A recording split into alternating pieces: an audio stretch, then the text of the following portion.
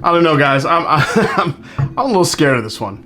Back on February 7th, Bulleit Frontier Whiskey announced its entry into the rapidly growing American Single Malt category with the launch of Bulleit American Single Malt, a new and permanent addition to their family of whiskeys. Can this American Single Malt from Kentucky be mentioned in the same category as more seasoned American Single Malts that are outside of Kentucky? We're about to find out. Stay tuned. It's the Mash and Drum.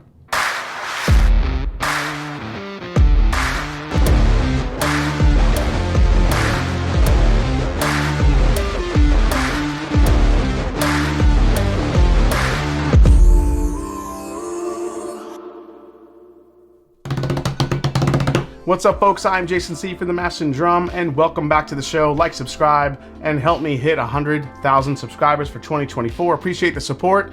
First, a little bit about Bulleit's passion for sustainability. This ongoing commitment is seen through the design of the Bulleit American Single Malt bottle, using Bulleit's trademark bottle design with this dark green color, crafted with post-consumer recycled glass.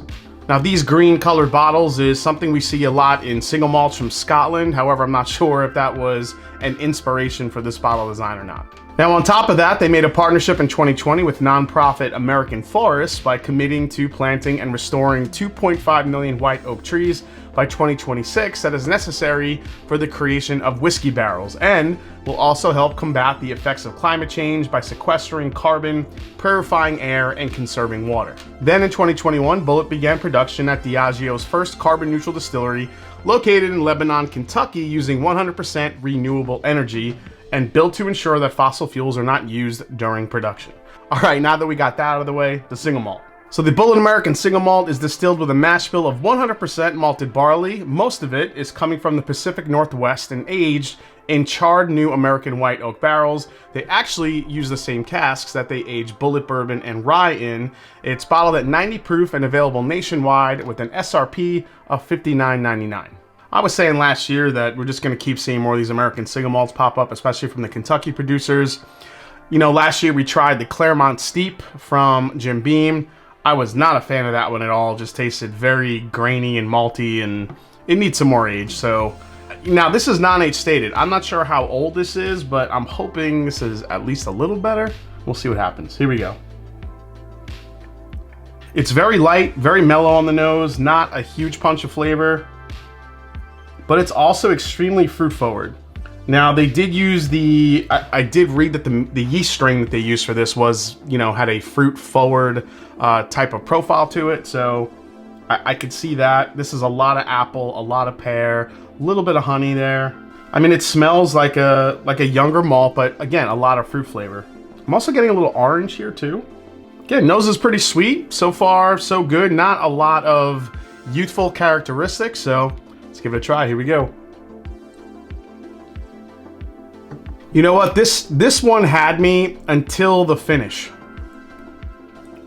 So up front, well, first of all, it's 90 proof. So first sip is really kind of the most intense, but it's very sweet. I will say this, front of the palate and mid palate, I feel like is already an upgrade over Claremont Steep from Jim Beam. However, the finish on this is just, what's the word here? It's not bitter, it's sour. There's like a sour vibe to this, like an apple Sour Patch Kid. That's what it tastes like on the back end.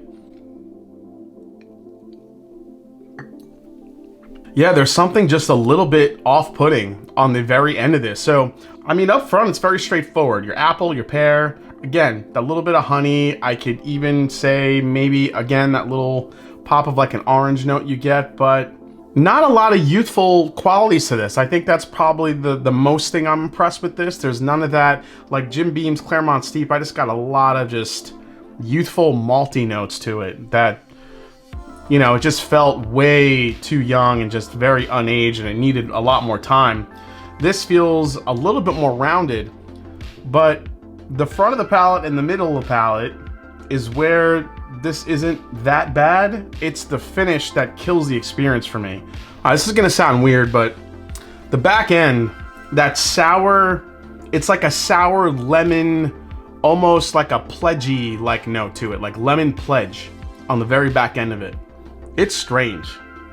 And unfortunately, it kind of kills the experience on this one. Like, I was really kind of wanting this one to be good because I was just so disappointed in the Claremont Steep that I'm like, man, I don't want these youthful Kentucky distilled single malts to give American single malt a bad name when there are so many good ones being made outside of Kentucky, particularly, you know, out west.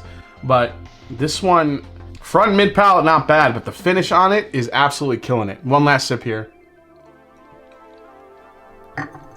Yeah, that last sip, the finish, it seems to be getting worse. There's something in this that's, I don't know if this needs to open up more. I don't know if it's just the bottle I got, but there was a very sour, lemon pledgy finish on this that is just kind of killing the experience.